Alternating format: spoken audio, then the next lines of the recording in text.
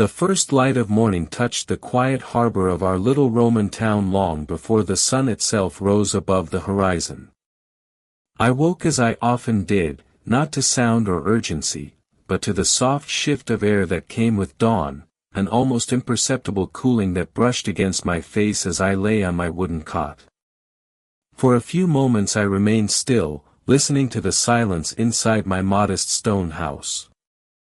The walls, thick and cool, held the night's calmness, and the faint smell of olive oil lamps lingered in the air. Outside, the world had not yet found its rhythm, and that quietness felt like a gentle hand resting on everything. I sat up slowly, careful not to disturb my wife who slept beside me, her breathing steady and peaceful. My 2 children slept in the adjacent room, curled beneath their woven blankets. The faintest hint of morning light crept through the small square window set high into the wall, illuminating a strip of the floor with a bluish glow. It was still too early for the bustle of merchants or fishermen, and I cherished these moments when time felt suspended. I stood, stretched my arms until my joints loosened, and wrapped a simple woolen cloak around my shoulders. When I lifted the latch and pushed the wooden door open, the scent of the sea greeted me immediately, cool, salty, and tinged with the faint sweetness of tarred rope and drying nets. The streets were empty. The stone paving glistened faintly with dew. A few clay jars left outside by neighbors stood motionless in the dimness. Our harbor town was not large, nothing like Ostia to the north or the grand ports along the African coast. But it was alive with its own small pulse, a place where ships from Rhodes, Crete, and sometimes as far as Massilia would occasionally anchor. Most days, though, the rhythms were modest, fishermen preparing their nets, women tending to olive presses, merchants comparing grain prices in hushed tones. I began walking toward the harbor, as I had nearly every morning since I was a young man. The path took me past a row of houses built from pale stone, their walls weathered by salt and wind. As I approached the market square, I saw the silhouettes of wooden stalls, empty now, but by midday filled with baskets of figs, amphorae of wine, salted fish, and bolts of simple cloth brought by traders who traveled the coastal roads. The closer I came to the harbor, the clearer the sounds became, the gentle lapping of waves against wooden piers, the distant cry of seabirds, the creak of moored boats shifting with the tide. But the sounds were soft at this hour, as though the sea itself was still waking. When I reached the edge of the water, the sky had begun to brighten with a faint amber glow. The horizon looked as though someone had brushed a thin line of gold across it. I breathed deeply, filling my chest with the cool, briny air. The calmness settled around me like a cloak. This harbor had shaped my entire life. I had been born here, in a house not far from my current one. My father had been a maker of clay vessels, crafting amphorae for merchants who transported oil and wine up and down the coast. I had taken after him, learning how to coax shape out of wet clay, how to fire a vessel so that it carried the sea's rumble without cracking. Even now, decades later, the scent of clay clinging to my hands felt like a quiet connection to him. As I stood near the pier, I noticed an elderly fisherman named Flaccus making his way toward the rocks at the water's edge. He carried his small morning net, rolled neatly over his arm. When he saw me, he lifted his hand in a slow greeting. "You're up early again," he called softly, his voice carrying the rasp of age. "As always," I replied. "The sea is gentle today," he said, looking out at the still water. "It will be a good morning for small fish." I nodded, knowing he was right. Flaccus knew the sea better than anyone.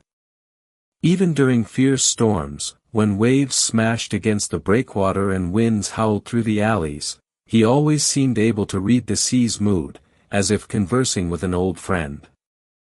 We stood together in silence for some time, watching as the sky brightened. The water mirrored the colors above, blue merging into gold, then into pale rose. Birds began to appear in greater numbers now, swooping over the waves, their cries sharper but still fitting neatly into the quiet of dawn. Eventually, Flaccus moved on, stepping carefully across the rocks to cast his net. I remained near the pier, taking in the familiar sights, the moored fishing boats, their hulls painted in fading reds and blues, the thousand small ropes that secured them, swaying in rhythm with the tide, the breakwater extending into the sea, its top lined with stones worn smooth by centuries of waves, and the lighthouse tower farther down the shore, a sturdy beacon whose fire burned through the night to guide sailors home. The lighthouse flame had dimmed now, a faint orange glow retreating before the coming sun. I always felt a sense of comfort seeing it fade at dawn. Its night work complete, it stood peacefully, waiting for the next evening when its flame would again circle across the dark water. When the sun's first full rays broke over the horizon, I turned back toward the village. People were beginning to emerge from their homes now. A woman opened her shutters and shook out a cloth. A young man carried a basket of salted fish toward the market. A pair of children, still rubbing sleep from their eyes, chased each other across the square. The day had begun, gentle and steady. I returned home just as my wife was lighting the small hearth fire. She smiled at me with the warmth of someone familiar with my rituals. My children stirred awake, and our small house filled with the quiet voices of morning. We ate a simple breakfast, bread, olives, and a little cheese, and as always, I felt gratitude for the steadiness of our life. After breakfast, I walked to my workshop, a small structure beside our home. Inside, shelves of clay vessels lined the walls, each at a different stage of completion. Some were smooth but unpainted. Others were drying. A few had already been fired and were ready for trade. I ran my hand along the cool surface of a wide amphora meant for wine storage. Its shape reminded me of the curve of waves, the gentle swell and dip of the sea. I began to work, kneading clay, shaping it, guiding it upward on the wheel. The rhythmic turning soothed me. The motion connected me to something older than Rome, older even than our town, some ancient tradition of shaping earth with patience and breath. Hours passed unnoticed, the sound of the wheel turning and my hands moving in perfect rhythm. In the afternoon, I stepped outside to rest. The sun was warm now, but a steady coastal breeze kept the heat gentle.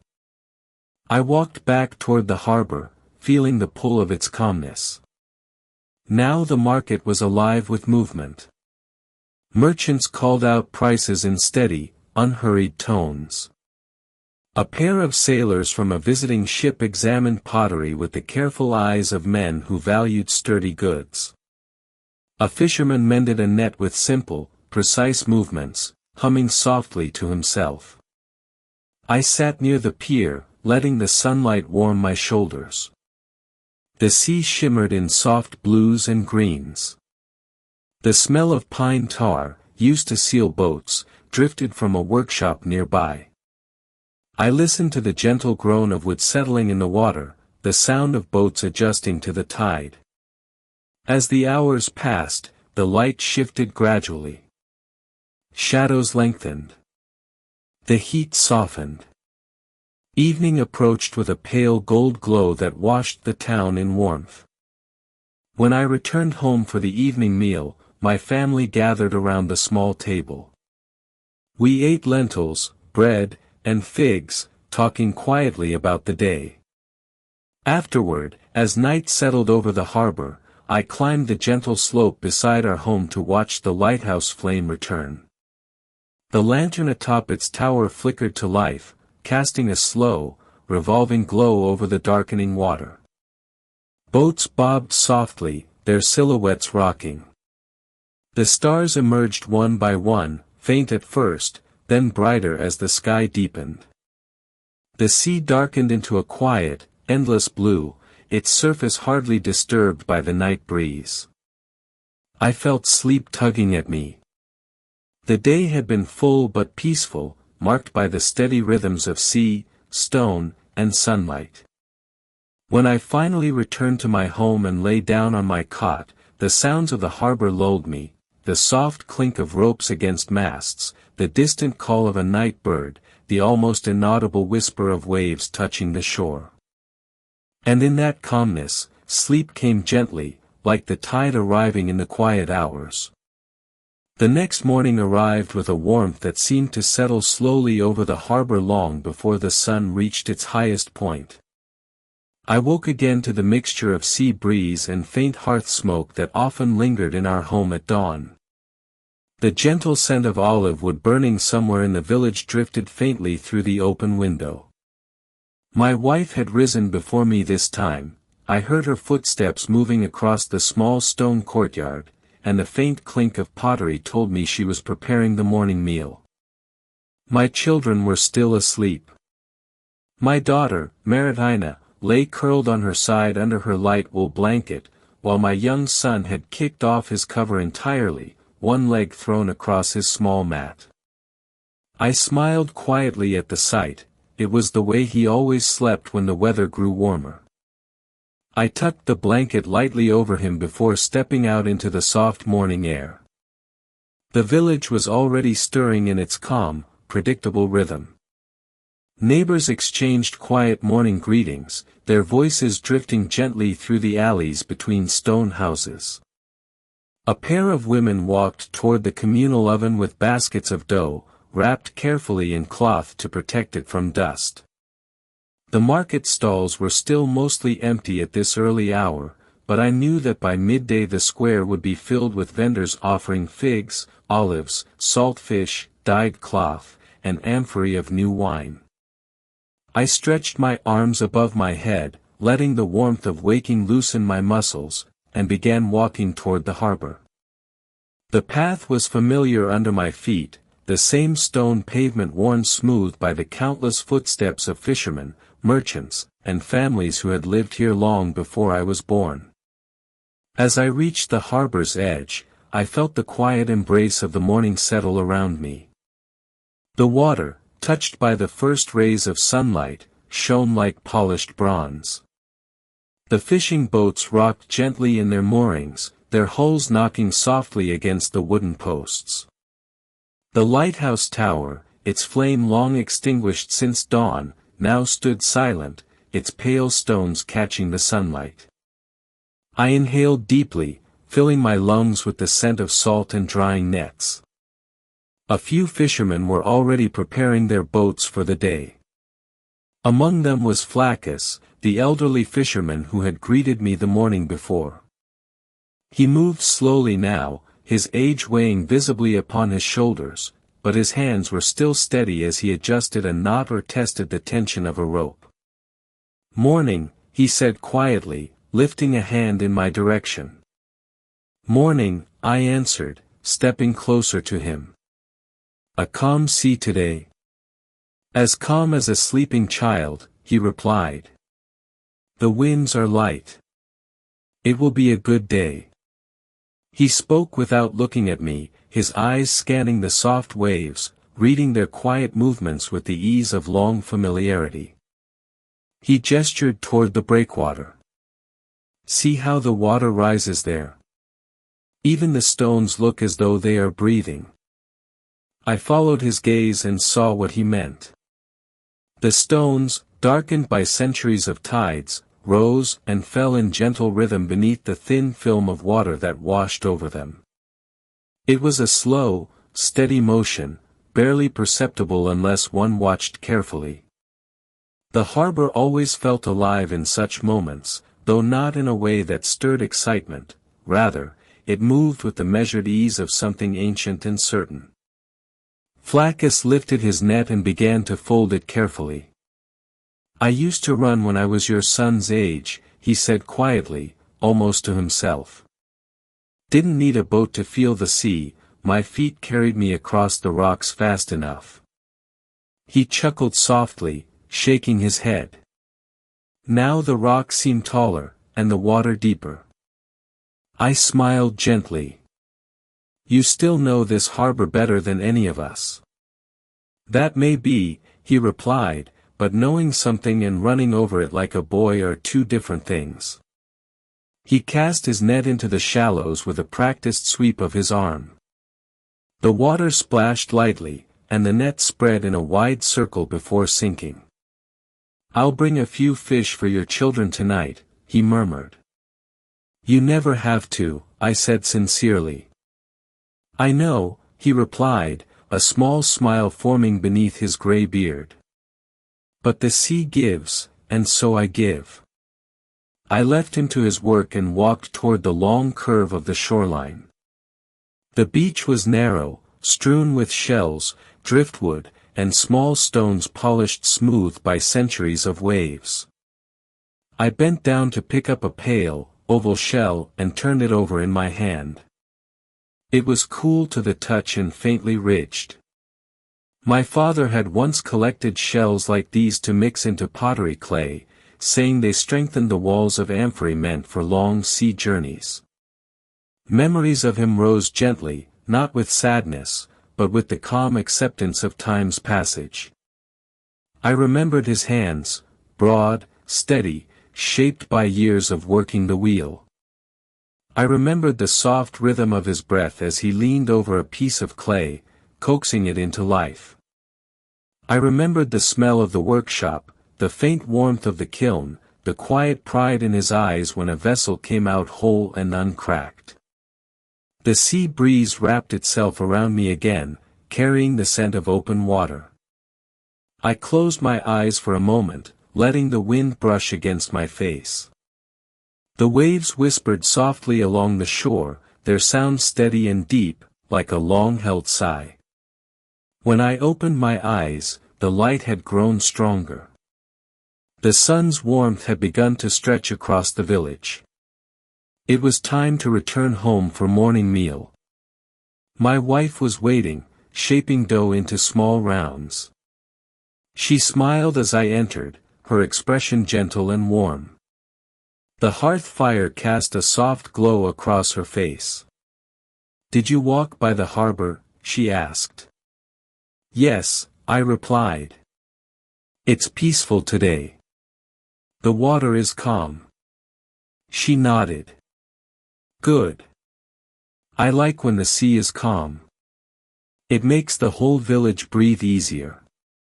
We ate together, bread still warm from the hearth, olives preserved in brine, and a small handful of fresh figs. My daughter joined us with her hair braided neatly, and my son arrived moments later, still rubbing sleep from his eyes. As we ate, my wife spoke of a neighbor who needed help mending a broken amphora. She said it fell while she was moving grain, my wife explained. Perhaps you can go to her after your workshop work today. Of course, I said. I'll finish a few vessels first, then stop by. After the meal, I went to my workshop. The air inside held the coolness of morning and the faint scent of clay dust. I ran my hands over the half-finished amphorae, feeling their smooth surfaces. One needed trimming around the neck. Another needed handles added. I worked slowly, enjoying the quiet.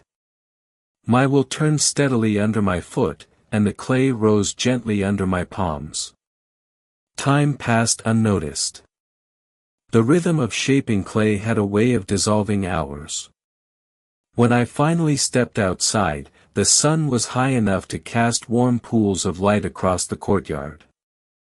I walked toward the neighbor's home, carrying my tools.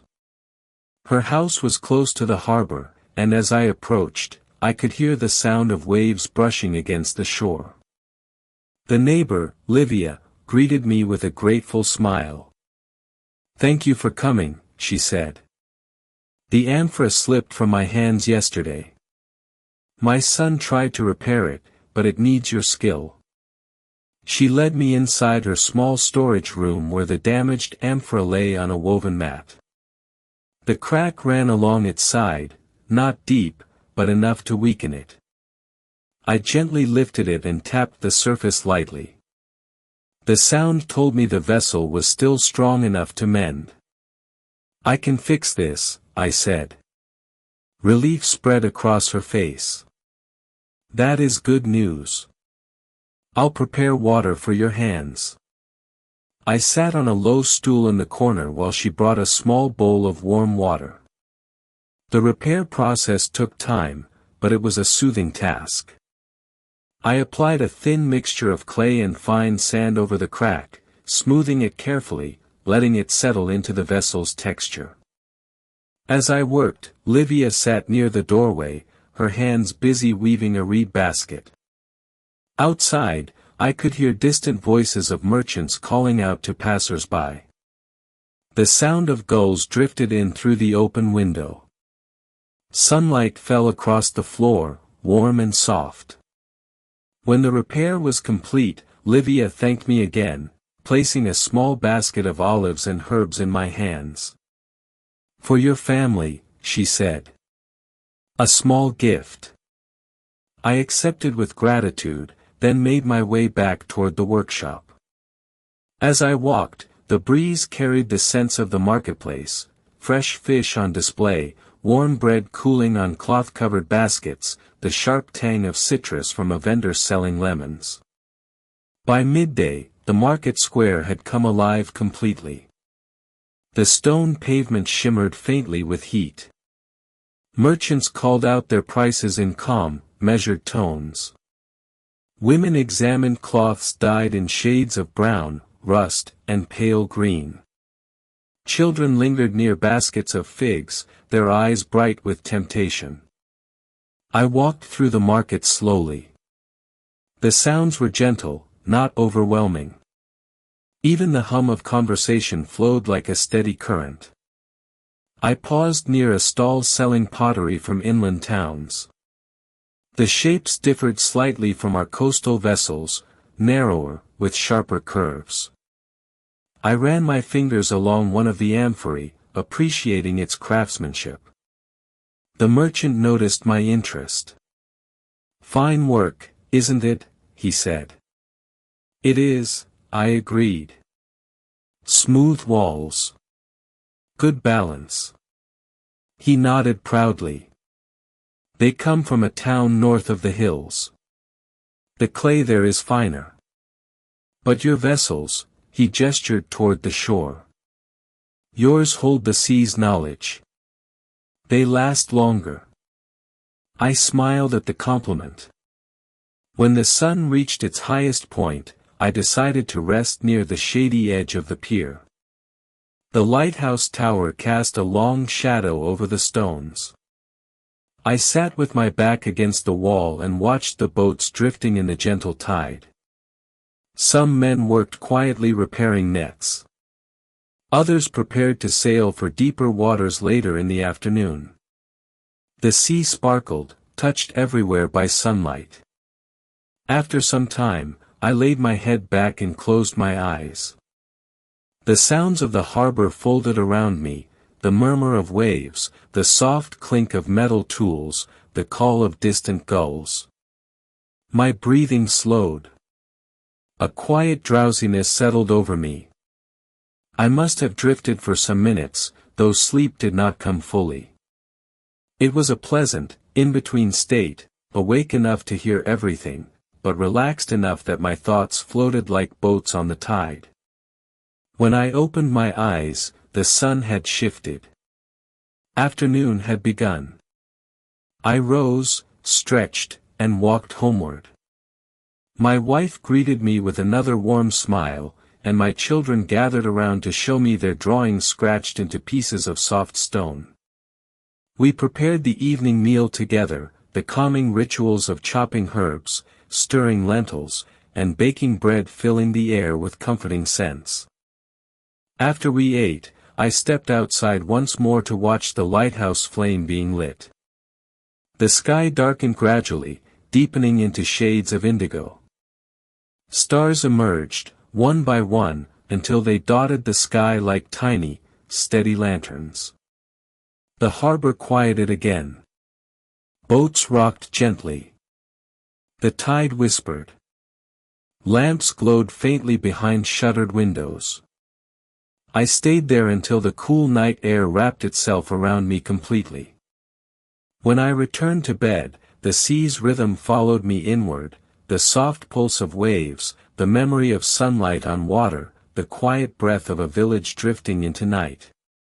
Sleep found me slowly, peacefully, like a tide rising without hurry, carrying me into another gentle darkness. The following days unfolded with a calmness that seemed to settle deeper into the bones of our little harbor town. Each morning began with the same quiet glow drifting over the water, each afternoon carried the same warm breeze brushing the tops of the tiled roofs, and each evening arrived like a soft curtain, lowering itself gently across the sky as the lighthouse flame rose once more. Life here moved in a rhythm as steady as the tide, never abrupt, never hurried, always flowing forward with a kind of deep, enduring patience. On the third morning of that quiet week, I woke slightly earlier than usual. The sky beyond our window was still dark, though softened by the pale silver of the setting moon. My wife slept peacefully beside me, and my children were curled in their usual places, undisturbed by the faint rustle as I rose from the bed.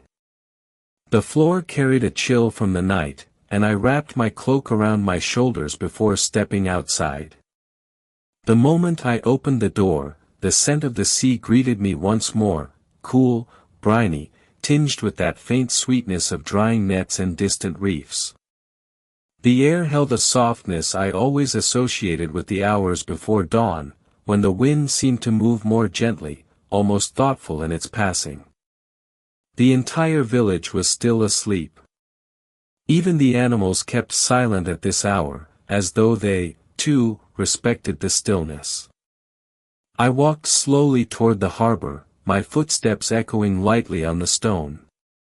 The pale light of the moon created soft shadows along the ground, and the silhouette of the lighthouse stood tall and unmoving against the dim sky. Its flame had already been extinguished for the night, yet the top of the tower still held a faint warmth from the long hours it had burned. When I reached the pier, the water was calm, barely stirring except for the slow, rhythmic movement of the tide. The reflections of distant stars rippled gently on the surface, their shapes stretching and shrinking with each quiet breath of the sea. A gull perched on one of the wooden posts turned its head toward me, studying me briefly before tucking its beak beneath its wing once more. There was a kind of peace in watching the harbor at this hour. No merchants called from the market, no fishermen shouted instructions across boats. Only the soft sounds remained, the water brushing the rocks along the breakwater, the occasional creak of a rope shifting against a mast, the faint whisper of the morning wind slipping between the houses. I sat on the edge of the pier, letting my legs dangle over the water. The wood beneath me was cool and slightly damp from the night's mist. I rested my hands on the worn surface, feeling the texture of salt and age rising from the grain. This pier had stood longer than many of the houses in our village. My father told me that when he was a boy, the same posts had already been here, already weathered by decades of storms and sun. The sky brightened slowly, almost imperceptibly at first. A faint glow stretched across the horizon, softening the darkness into muted blues and grays.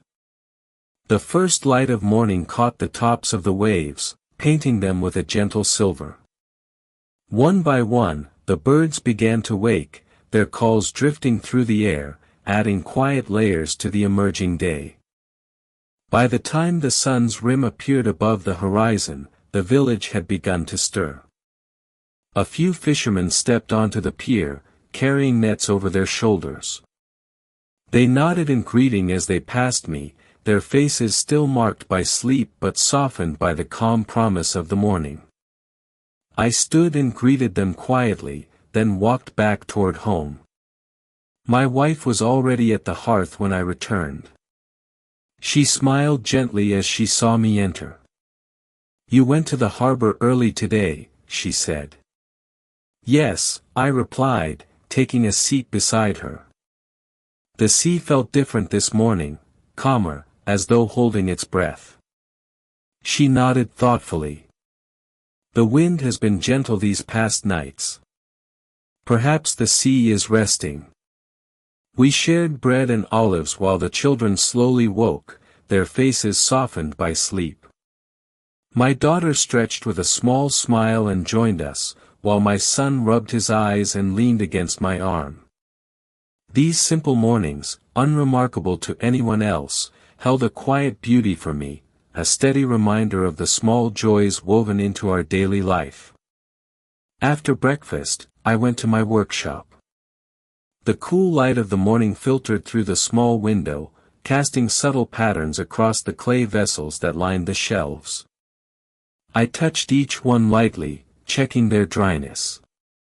Some were ready to be fired, others still required smoothing or paint. I began to shape a new amphora on the wheel, the clay rising steadily beneath my hands. The rhythmic turning calmed my thoughts, as it always did.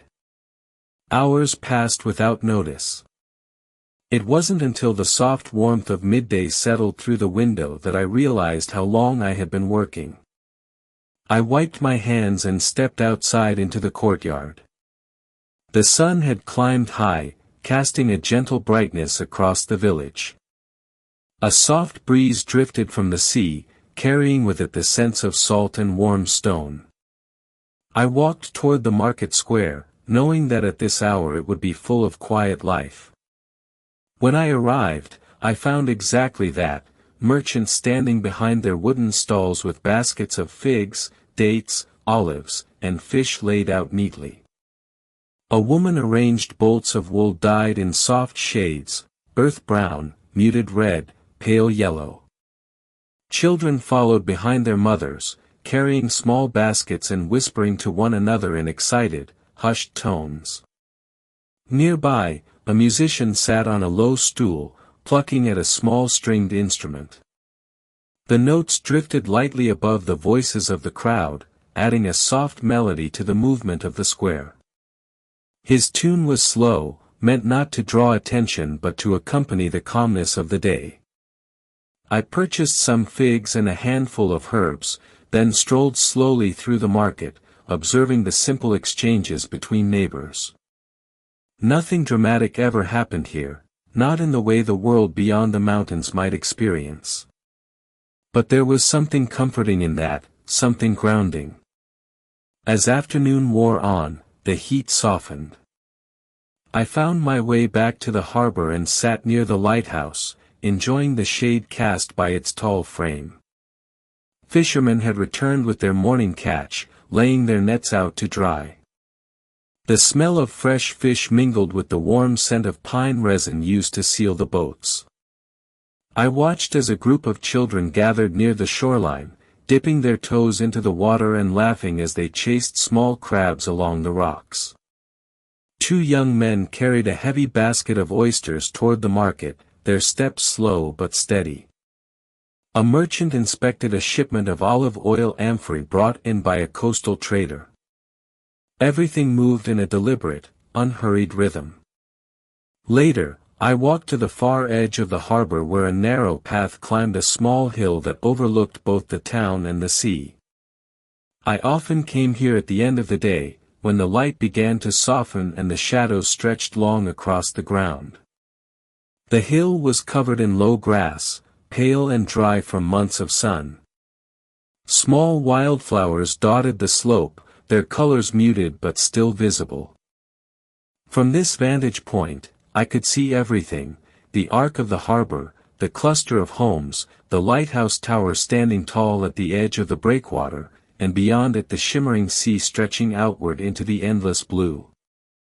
As the sun descended, the water transformed again. It shifted from deep blue to shades of gold, then to orange and soft rose. The waves caught each color like liquid mirrors, each crest shimmering before folding into the next. I sat on the hillside, breathing in the cool evening air. In the distance, a boat made its way back toward the harbor, its silhouette dark against the glowing water. The oars moved slowly, dipping into the sea with soft, deliberate strokes. The sound was faint but clear, a steady, rhythmic splash that matched the calm pulse of the coming night. When the boat reached the pier, its sailors stepped onto the wooden planks and tied the ropes with slow, practiced hands. One of them carried a basket of shellfish ashore. Another lifted a coil of rope over his shoulder. Their movements were tired from the day but not hurried. The sky darkened gradually, each passing moment deepening the colors until the first stars began to appear. A quiet hush fell across the harbor as workers finished their tasks and families gathered around their evening hearths. Lamps were lit behind shuttered windows, casting warm glows across the alleys and doorways. I returned home to find my wife preparing a simple supper of vegetables and lentils. My children sat on the floor, drawing shapes in the dust with small sticks. Their heads lifted as I entered, and they greeted me with easy smiles. As we ate, we spoke softly about the day. My wife told me of a neighbor who had received a letter from a relative in a distant city. My children recounted their game at the harbor, laughing as they described how a crab had startled one of their friends. Their voices blended with the gentle clinking of clay bowls and the soft crackle of the fire. After the meal, we sat quietly for a time, letting the warmth of the hearth settle around us. My daughter leaned her head against my shoulder, tired but content. My son curled up beside his mother, his eyelids growing heavy. The evening air drifted through the open doorway, carrying the distant sound of waves brushing the shore. When the children finally went to their beds, my wife and I stepped outside into the courtyard. The moon had risen, casting a pale glow over the roofs of the village. The lighthouse flame shone steadily in the distance, turning slowly, its rhythmic sweep comforting and constant. We stood together in silence, watching the sky. The stars glimmered gently, their light softened by the haze of sea air. The village had grown quiet now, with only the occasional murmur drifting from open windows. After a time, my wife touched my arm lightly and went inside to rest. I remained outside for a few more minutes, listening to the night, the whisper of the wind, the distant call of a bird, the soft groan of a boat adjusting in the tide. Eventually, I returned indoors, lay down on my bed, and let the quiet surround me. My breathing slowed. My thoughts drifted like boats on calm water. Sleep came gradually, wrapping itself around me like the warm evening air.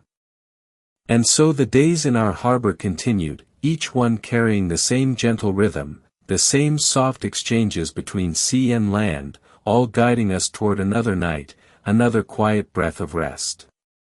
The final day of that gentle week began with a brightness more subdued than usual, as though the sun were taking its time to climb above the horizon.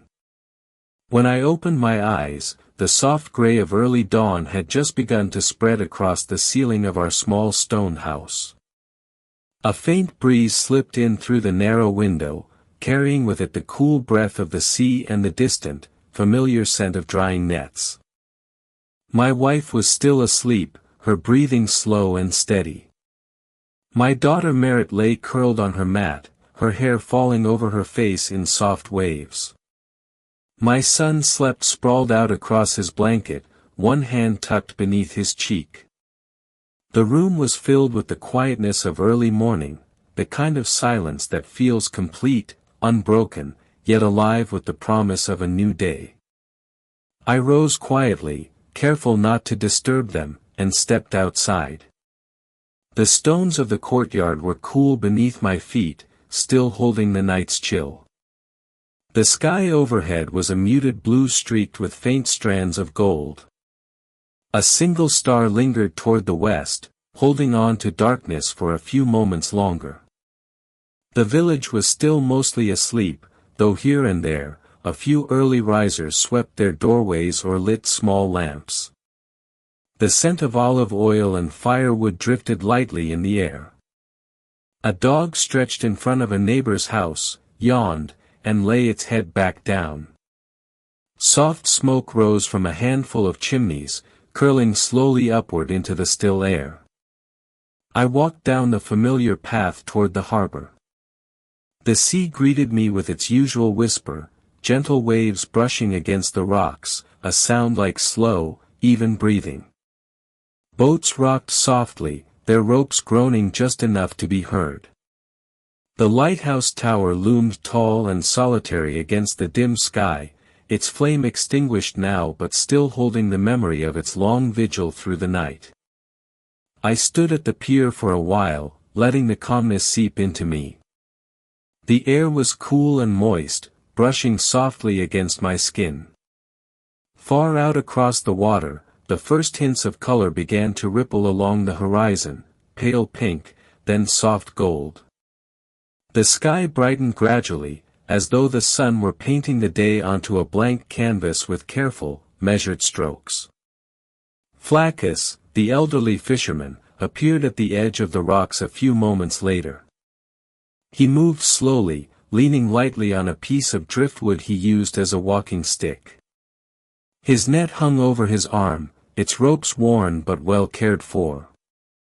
"You're early again," he said, his voice as thin and soft as the morning breeze. "So are you," I answered with a quiet smile. He nodded and looked out at the sea. "The water is calm, it knows the season is turning." "What do you mean?" I asked gently. He shrugged. "The winds change. The tide shifts in its own time. The sea always tells us when the next season is near." I followed his gaze. The water did look different this morning, still calm, still gentle, but carrying an undertone of movement, a subtle change in its rhythm. It was as if the sea, too, sensed that the days of warm breezes would soon give way to the cooler winds of the coming months. Flaccus lowered his net into the shallows and let it settle. We stood together in silence as the sun finally broke above the horizon, casting a bright golden streak across the water. The air warmed slightly, though the scent of morning moisture remained. After some time, we each went our own way. I returned home to find my wife preparing the morning meal. She greeted me with a soft smile, then handed me a piece of warm bread sprinkled with herbs. "The children will wake soon," she said. "Eat before the day grows busy." I sat beside her in the courtyard, enjoying the warmth of the bread and the quiet simplicity of the morning. When the children woke, they joined us, still sluggish with sleep. My son leaned against me, his eyes half closed, and I wrapped an arm around him. After breakfast, I went to my workshop. The light inside was gentle and diffused, filtering through the small window in soft beams. The vessels I had shaped earlier in the week were nearly ready for the kiln. I set them out carefully, inspecting each one. My hands worked slowly, smoothing imperfections, adding final touches. Working with clay had always been a grounding experience for me. The steady turning of the wheel, the feel of the clay rising under my palms, the softness that slowly shaped itself into something strong, these were movements that quieted my mind and anchored me in the moment. Today, the clay felt especially cool, especially pliant. I shaped a small cup, then a wide-mouthed jar, the wheel spinning with a gentle hum. Outside, the sun climbed higher. The sound of merchants preparing their stalls drifted through the air. Children's laughter echoed faintly as they played near the fountain. The village was waking fully now, and its familiar rhythm carried through the streets like a quiet melody.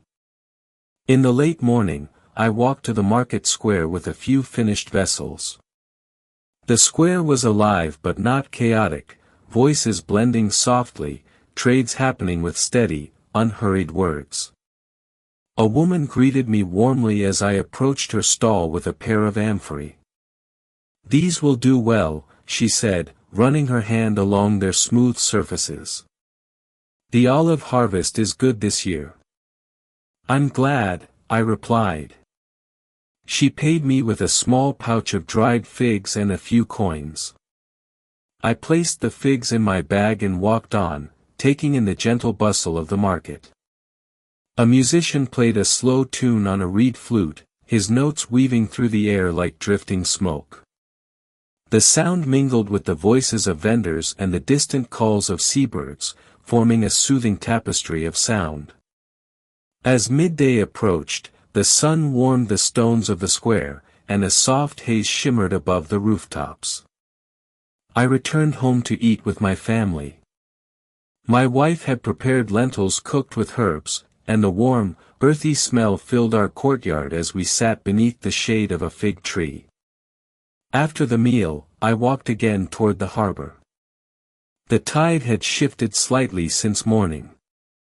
The water now rose and fell with a slower pulse, as though resting after the sun's long climb. The ships in the harbor swayed gently in the light breeze. A group of fishermen repaired their nets on the pier, their movements steady and practiced. I wandered to the far edge of the town where a small rocky outcrop overlooked the sea. The rocks were warm beneath my hands as I climbed them. When I reached the top, I sat with my legs crossed and looked out over the vast expanse before me. The afternoon light sparkled across the water, dotting the surface with bright flecks of gold. Far in the distance, a small ship with pale sails drifted steadily toward the horizon. It moved slowly, guided by the soft wind, its hull sliding noiselessly across the sea. The lighthouse stood behind me, tall and quiet. During the day, it looked like a pillar of bright stone, unwavering and timeless. At night, it became a guardian of fire, sweeping its warm glow across the waves. Hours passed gently as I sat there, listening to the quiet song of the water. No sudden events disturbed the afternoon, only the shifting of waves, the call of birds, and the distant murmur of village life drifting through the air. When the sun began its descent, the sky transformed into soft shades of amber and rose. Shadows lengthened across the harbor, and the breeze cooled. I stood and walked back down the rocky path, making my way toward home as lanterns were lit along the streets. My wife was tending to the evening meal when I entered the courtyard. The scent of simmering herbs hung in the air. My children were preparing their mats for sleep, arranging them neatly and fluffing their blankets. "Come," my wife said gently. "Eat before it grows too dark." We ate together as the sky dimmed around us. After the meal, we sat for a while, sharing quiet stories from the day. A neighbor stopped by to offer us a small bundle of herbs from her garden, and my wife gave her a piece of pottery I had repaired earlier in the week. As night settled fully across the harbor, I stepped outside one last time. The moon was high, casting its pale light over the sea. The lighthouse flame burned steadily, its glow circling across the water with slow, patient sweeps. The tide whispered along the shore.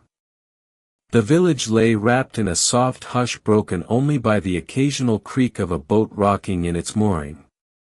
I breathed deeply, letting the cool night air fill my lungs. The rhythm of the harbor moved through me, calm, constant, timeless. When I returned to my bed, the house was quiet, my family already asleep. I lay down, pulling the blanket over myself. The faint sound of the sea drifted through the window. My eyes grew heavy. My thoughts softened. The world dimmed gently around me. And sleep came, slowly, peacefully, like the steady rolling of the tide beneath the Roman moon.